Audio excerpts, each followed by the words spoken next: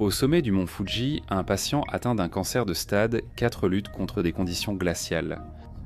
Il n'a ni vêtements d'hiver, ni équipement de sécurité. Il ignore de nombreux avertissements lui demandant de faire demi-tour. Et une voix mystérieuse peut être entendue disant « Marquardt le sang, chat ». N'approche pas. Déterminé à vivre pleinement sa vie, Tetsu Shiohara diffuse en direct son ascension. Ses spectateurs sont loin d'imaginer ce qu'ils s'apprêtent à voir.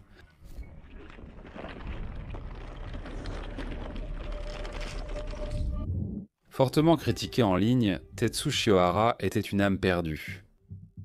Il vivait seul dans un petit appartement sur Shikoku. À 47 ans, certains le décrivent comme un étudiant ronin, c'est-à-dire un vagabond ou un homme errant. D'autres le décrivent comme un apprenant humble et déterminé. Après avoir étudié en Amérique, Tetsu est retourné au Japon et a échoué à plusieurs reprises à l'examen du barreau. Ses parents étaient des membres respectés de la société, son père professeur local. Ces problèmes ont poussé Tetsu à devenir encore plus reclus, alors qu'il avait déjà une relation distante avec sa famille et aucun ami. Le manque de contacts sociaux a sans doute poussé Tetsu, comme on l'appelait en ligne, à commencer le streaming en direct en 2015. À cette époque, Tetsu s'est mis à l'alpinisme comme passe-temps et a annoncé son intention de participer à des biathlons. Bien qu'il ait été un étudiant en difficulté, il ne s'est jamais plaint de sa situation pendant ses diffusions. Il aimait parler avec ses spectateurs et était généreux de son temps. Un de ses spectateurs réguliers se distingue particulièrement. Une femme séduisante appelée Sawatan, qui diffusait également des vidéos sur le mode de vie. Elle était amie avec Tetsu et ils interagissaient en ligne. En 2017, il a accepté une invitation à escalader le mont Fuji avec Sawatan et ils ont accompli l'ascension ensemble. On ignore s'ils se sont revus, mais Sawatan est resté en contact via ses diffusions en direct et l'a encouragé à poursuivre l'escalade. Tetsu diffusait également ses activités quotidiennes, y compris ses trajets vers ses rendez-vous à l'hôpital. Atteint d'un cancer du côlon de stade 4, il n'avait que 7% de chances de survie. Il était sans emploi et recevait un soutien financier de ses parents. Proche de la cinquantaine sans vraie perspective, il est difficile de savoir dans quel état d'esprit il était avant les événements d'octobre 2019. Mais il voulait probablement rattraper le temps perdu et avait le sentiment de n'avoir rien à perdre. C'est sans doute pourquoi Tetsu est devenu un grimpeur régulier du mont Fuji, la plus haute montagne et symbole national du Japon. Tetsu atteignait son apogée chaque été. Les légendes disent que la déesse spirituelle Sakuyashi protège et vit sur la montagne. Des discussions en ligne disent que la déesse a remarqué Tetsu lors des prochains événements. Le mont Fuji culmine à 12 389 pieds et la randonnée s'y pratique de juillet à mi-septembre. À ce moment, son climat et ses sentiers en font l'une des montagnes les plus visitées au monde. Gravir la montagne en dehors de cette période, sans l'autorisation des autorités, est strictement interdit. La glace et la neige rendent l'ascension de ces pentes risquées, même pour les professionnels. Le mont Fuji, mieux aménagé que d'autres montagnes, est accueillant pour les débutants. Ces sentiers offrent 10 haltes pour dormir, se restaurer et accéder au secours. Il y a même des sentiers pavés jusqu'à la 5e station, à mi-hauteur de la montagne, où les sentiers deviennent moins urbains. Malgré sa relative sécurité, il y a encore des accidents. Chaque année, des centaines de sauvetages et plusieurs décès montrent que les refuges de montagne offrent une protection temporaire, rendant la météo changeante dangereuse. L'hypothermie est aussi un risque. Les températures au sommet sont en dessous de 0, même pendant les mois d'été. Un randonneur expérimenté se souvient d'avoir affronté ces défis. J'étais en excellente forme. Cependant, je n'étais pas préparé. Je pensais que le mont Fuji serait facile. Tout change avec de la pluie glaciale et des rafales à 64 km/h. Le refroidissement éolien faisait qu'il faisait autour de moins 6 degrés. Mon équipement était insuffisant. J'ai souffert du mal d'altitude et d'hypothermie, halluciné dans une cabane de montagne avec les lèvres violettes et peu d'oxygène. Un typhon soudain m'a surpris. Vérifie la météo, écoute les habitants et prépare-toi à l'excès. Tous ces risques sont clairement indiqués sur le site officiel de la montagne. Il propose des conseils sur l'équipement, la planification et la météo. Aucune excuse n'existe pour que les alpinistes partent sans préparation. Cela dit, Yetetsu a terminé en toute sécurité l'ascension du mont Fuji le 7 septembre 2019. C'était 3 jours avant que la météo hors saison ne transforme les sentiers de la montagne en un défi bien différent. Si l'on en croit les événements ultérieurs, Tetsu a probablement ignoré les conseils officiels, gravissant et redescendant la montagne en une seule journée. À ce stade, il avait déjà escaladé le mont Fuji plusieurs fois en 4 ans sans incident. Les conditions d'été faisaient mention qu'il n'avait jamais pratiqué l'alpinisme en hiver. On ignore aussi s'il avait des vêtements d'extérieur adaptés. Ce qui est certain, cependant, c'est que Tetsu n'avait aucune compétence technique en escalade. Les zones ne sont pas nécessaires pour parcourir les sentiers en été, donc Tetsu ne les a jamais apprises. 1 mois après, il a partagé son retour d'un rendez-vous à l'hôpital. Un spectateur du live stream a dit vouloir voir la vue du mont Fuji en hiver. Eh bien, s'il faisait ça maintenant, il ne ferait sans doute pas aussi froid. Il fait sans doute 3 ou 4 degrés. Je vais vite au sommet de la montagne. J'avancerai sans mourir, je ne sentirai même pas le froid. Le fait que Tetsu mentionne la mort signifie qu'il sait à quel point l'ascension du mont Fuji hors saison est dangereuse. Il avait vu son premier sommet enneigé la veille seulement, et les températures étaient déjà bien en dessous de 0 au sommet. Les spectateurs pensaient qu'il plaisantait, mais une idée avait germé dans son esprit. Peut-être pensait-il n'avoir rien de mieux à faire. Peut-être que sa rencontre rapprochée avec la mort l'avait rendu imprudent, ou bien était-il dans le déni du danger dans lequel il se mettait. Quoi qu'il en soit, Tetsu Shiohara s'est retrouvé à planifier l'ascension de la 35e plus haute montagne du monde dans des conditions proches de l'hiver. Officiellement, les sentiers sont fermés à partir de la 5e station en dehors de la saison estivale pour le grand public, donc il n'aurait pas accès aux refuges de montagne pour se nourrir ou se reposer, ni ne pourrait acheter des fournitures comme de l'oxygène ou des vêtements. Il serait seul. Les alpinistes approuvés peuvent atteindre le sommet du Fuji hors saison. Malgré ces préparatifs, des décès surviennent chaque année sur les pentes hivernales. Et si un casse-cou choisit d'ignorer le danger, personne ne l'en empêchera. Avec des pentes atteignant parfois 35 degrés, les sentiers bien entretenus du mont Fuji deviennent des patinoires. Des crampons étaient indispensables pour l'adhérence. De même, des bâtons de randonnée munis de rondelles pour la neige aident les alpinistes à garder l'équilibre et à améliorer leur traction. Enfin, un piolet est indispensable pour effectuer une manœuvre d'auto-arrêt qui peut sauver la vie. Sans corde, c'est le seul moyen d'arrêter une glissade incontrôlée et de sauver les alpinistes d'une chute hors de la montagne. Un groupe d'alpinistes a peiné à atteindre le sommet du mont Fuji le mois de l'ascension prévue de Tetsu. La montagne est trompeuse. Le bas de la montagne n'a pas de neige et le temps est agréable. Les racines sont faciles à voir et à suivre. Une fois arrivé sur la glace, c'est une autre montagne. Si tu tombes sans crampons ni piolets, tu ne t'arrêteras pas. J'ai vu une dizaine de personnes là-haut. Tous avaient l'équipement nécessaire, mais certains peinaient malgré tout avec l'altitude et l'effort. Si tu n'as jamais grimpé avec un piolet ou des crampons, reste à l'écart.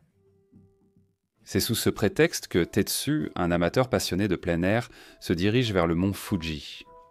Il part tôt pour Tokyo le 28 octobre. Cela le mènerait à la 5e station, où il rejoindrait le très populaire sentier Yoshida. Il prévoit de commencer la randonnée en milieu de matinée, d'atteindre le sommet aussi rapidement que possible, puis de redescendre la montagne le même jour. Quelque chose semble étrange chez Tetsu. Avec une tâche difficile qui l'attend, il se sent effrayé en réalisant qu'il est le seul passager restant dans le bus. Il publie aussi qu'il se sent malade et qu'il veut rentrer chez lui. À 10h30, il atteint la 5e station et commence sa diffusion en direct. Allons au mont Fuji enneigé. Tetsu mentionne que le haut de ses oreilles est froid, ce qui suggère qu'il ne porte pas de chapeau. Ses gants ne sont ni coupe-vent ni imperméables, et ses choix de jeans, bottes légères et vestes polaires ne valaient guère mieux. Il s'équipe aussi de bâtons de randonnée et de son téléphone pour diffuser l'ascension en direct. À 10h42, il entre sur le sentier Yoshida, ignorant les avertissements clairs indiquant qu'il est fermé. L'air est brumeux. Les nuages sont bas dans l'atmosphère. Le terrain est humide et détrempé. Mais cela ne pose pas de problème à Tetsu. Pour l'instant. Pourtant, l'idée de la mort hante l'esprit de Tetsu. C'est presque comme s'il avait des doutes. Et même si je meurs, je ne mourrai pas. Allez, rentrons vite. Tetsu prévoit de réduire le trajet habituel de 10 heures à un peu plus de 6 heures en effectuant une ascension rapide de la montagne. Le timing était serré et il savait qu'il reviendrait dans l'obscurité. Alors pourquoi n'a-t-il pas emporté de lampe frontale ou de lampe de poche, au cas où? Comptait-il s'appuyer sur son téléphone? Étrangement, il note qu'il devrait éviter les zones enneigées par manque d'expérience. C'est la première fois pour moi, et c'est un peu trop difficile d'atteindre le sommet d'une montagne à cette période de l'année. C'est ma propre faute. Je ne suis pas un vétéran chevronné, et je n'en ai pas un ici non plus. Je vais essayer de survivre, je pense pouvoir revenir, alors allons-y. Même si je meurs, je ne le saurai pas. Le reste est à vos risques.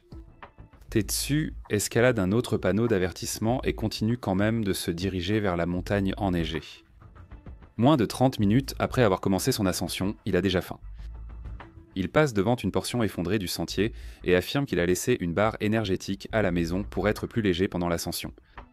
Il respire plus fort. L'altitude l'affecte clairement. Il fait jouer à haute voix les commentaires de son direct, donc on peut entendre la voix d'une femme lui répondre. Elle lui demande s'il a des crampons et il admet qu'il a oublié de les prendre. Non, je ne suis pas encore rentré. Comme s'il essayait de se convaincre lui-même, il fait encore une fois comme si ce n'était pas un problème, et poursuit sa mission d'atteindre le sommet de la montagne.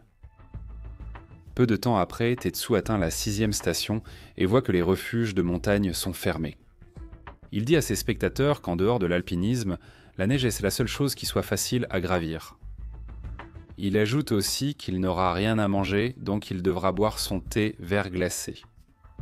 En tant qu'alpiniste chevronné du mont Fuji, il devait savoir que les refuges étaient enfermés, alors pourquoi Tetsu n'était-il pas mieux préparé? Il est aussi en retard sur son planning. Atteindre le sommet avant 14 heures est crucial, sinon il ne marchera pas seulement de la 5e station jusqu'au bus dans l'obscurité. Ce sera une descente sur des pentes glacées dans le noir, guidée seulement par la lampe torche de son téléphone. Émergeant des nuages bas, Tetsu regarde la montagne. La neige recouvre la zone proche du sommet. Le soleil brille et le ciel est dégagé. En sueur, il veut rejoindre la neige au plus vite. Il arrive à la 7e station à 11h35 et entend une voix. Peu après, il croise un homme et une femme sur le sentier. Salut, comment ça va? Salut, ça va? Ça va? Ouais. Et toi? Non, non? Pourquoi pas? Je ne pense pas qu'on ait le temps pour ça. Nous sommes pas préparés. Sa respiration est bien plus lourde. Il est à 1000 mètres sous le sommet et il ne reste plus que 5 heures de lumière du jour. Il est toujours déterminé à faire l'aller-retour de la montagne, et tout cela sans nourriture ni temps pour se reposer. Après avoir souhaité bonne chance à Tetsu, le duo se dirige vers la sécurité et la base en contrebas. De même, il se dirige uniquement vers le danger dans la glace au-dessus. Alors que la glace et la neige s'accumulent sur le chemin, la faim de Tetsu empire. Il est debout depuis tôt le matin et tout ce qu'il a dans son sac, c'est du thé. Les alpinistes brûlent jusqu'à 700 calories par heure, voire plus en conditions extrêmes. Il dit encore à ses spectateurs qu'il vaudrait mieux qu'il neige, car il avancerait plus vite. Encore une fois, il semble vouloir se convaincre en contredisant cette croyance. Ce serait bien s'il y en avait une, mais je ne peux pas en avoir. Eh bien, allons-y. C'est sûrement glissant. À 13h19, Tetsu atteint la 8e station. Il est seul, le sentier enneigé. D'ici, la montagne évoque de plus en plus une station de ski. La rambarde et les téléphériques sont couverts de plusieurs pieds de neige. Il fait déjà remarquer qu'il glisse sur la surface.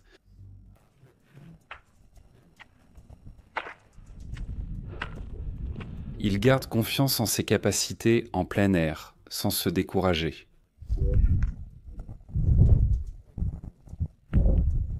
C'est un autre monde que le sentier situé à seulement 50 ou 60 mètres plus bas. À 13h50, le sentier est presque impraticable sans l'équipement adéquat. C'est très exposé, sans rien pour s'accrocher en cas de glissade. Le seul signe d'un chemin, ce sont les empreintes humaines qui descendent dans la direction opposée. Tetsu souffre d'un manque d'oxygène et de vent plus fort. La neige gelée a formé un sentier praticable très étroit. Un faux pas et il aurait de gros ennuis. Il n'est déjà pas clair comment Tetsu pourrait descendre la montagne en toute sécurité, et il n'a pas encore atteint ses sections les plus dangereuses. Ignorant ces risques, il continue sa mission. À présent, il est 2h15. Le chemin est à peine visible, et Tetsu marche sur des pentes d'au moins 30 degrés. Il lutte contre le vent et commence à ne plus sentir ses doigts. Il n'est même pas sûr d'être sur le bon chemin. Ça devient effrayant parce que c'est dangereux. Sérieusement, il y a vraiment beaucoup de vent. Après quelques minutes, il atteint le sentier autour du sommet et il est certain content d'y être arrivé avant l'après-midi. C'est une victoire creuse. Mes doigts sont engourdis, je ne ressens presque rien. C'est mauvais signe. En continuant sur le chemin, il essaie de réchauffer ses doigts, mais n'y parvient pas. Dans ces circonstances, des engelures peuvent apparaître en seulement 30 minutes. Butetsu est si obsédé par le streaming qu'il enlève sans cesse ses gants pour vérifier son téléphone pendant sa randonnée. Il se dit qu'il doit se dépêcher et ignore une dernière chance de chercher un abri, et peut-être d'appeler à l'aide à la dernière station de son itinéraire. Par endroits, plus d'1 mètre de neige recouvre les sentiers du sommet. Cela signifie que Tetsu doit escalader des congères gelées avec seulement des pierres instables pour se stabiliser. Il mentionnera glisser, faire attention à ne pas glisser ou que le sol est glissant toutes les 30 secondes. Ses doigts passent de l'engourdissement à la douleur. Le vent se renforce progressivement avec l'exposition. Par endroits, les câbles sont la seule chose qui le maintient debout. Les conditions sont trop difficiles pour Tetsu, qui s'inquiète, mais il pense tout de même terminer l'aller-retour comme prévu et rester prudent à la descente pour éviter de tomber. Il continue sur le chemin 4 minutes, se plaignant de la douleur accrue dans ses doigts. C'est ici qu'un soi-disant fantôme de la montagne murmure un seul mot. Et porté par le vent, on entend le mot « konaid » qui signifie « ne viens pas ». Se pourrait-il que même la déesse Sakuya Haim ait averti Tetsu de faire demi-tour. Il se trouve maintenant sur les pentes les plus raides du chemin jusqu'à présent. Sur la gauche et les il y a un précipice abrupt sans beaucoup de marge et la corde qui le protège de cette chute touche à sa fin. Alors qu'il regarde devant lui, il semble que le chemin commence à descendre. Il peine déjà à garder l'équilibre sur le sol gelé. Pour illustrer la mauvaise situation, voici l'état du sol où Tetsu se tenait en été. Chris White, alpiniste chevronné, l'a dit ainsi. Si vous glissez, vous n'aurez au maximum qu'une seule chance de vous arrêter vous-même. Si vous manquez cela, vous risquez une descente dangereuse, voire mortelle, de la montagne. Alors qu'il approche de la fin du téléphérique, Tetsu manque de tomber sur la glace. Il en rit. Quelques secondes plus tard, il glisse de nouveau. Cette fois, il est juste au bout de la tyrolienne, c'est dangereux. Attends 1 minute. Étonnamment, il s'arrête pour prendre une photo malgré ses doigts gelés et le fait d'avoir failli tomber 2 fois, il est au-delà de la sécurité de la tyrolienne. Et debout sur la glace solide, il n'y a rien à quoi se tenir. Alors qu'il avance prudemment, il remarque la pente raide. Tetsu prévient que le danger est aussi ici. C'est un peu glissant.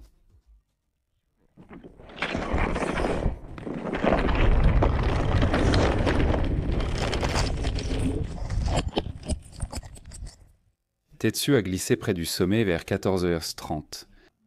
Le flux était toujours en direct, s'arrêtant lorsque son téléphone a heurté un rocher.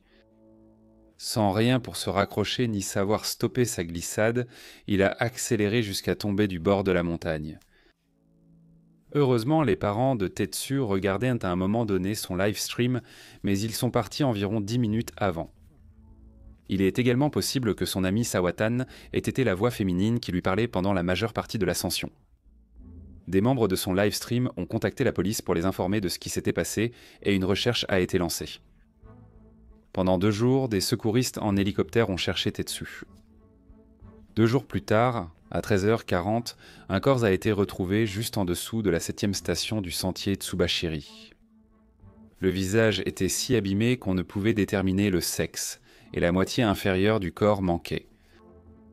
Un sac à dos trouvé à proximité ne contenait rien permettant d'identifier la personne, mais la police soupçonnait qu'il s'agissait de Tetsu Shiohara. 13 jours plus tard, leur intuition fut confirmée. Tetsu était tombé de 2300 pieds, soit 700 mètres, ne s'arrêtant que lorsque son corps s'est écrasé violemment au sol à grande vitesse. Il y a encore des débats en ligne sur ses intentions le 28 octobre. Au fond, l'histoire de Tetsu nous rappelle que le courage et l'imprudence vont souvent de pair.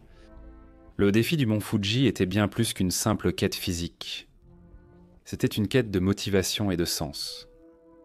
C'était aussi un lieu rare où Tetsu trouvait de la reconnaissance et du lien avec les autres. Si l'on en croit Internet, il a même ignoré l'intervention divine, des erreurs qui lui ont coûté la vie. Regardez cet épisode ensuite. Si la vidéo vous a plu, merci de liker et commenter pour soutenir la chaîne.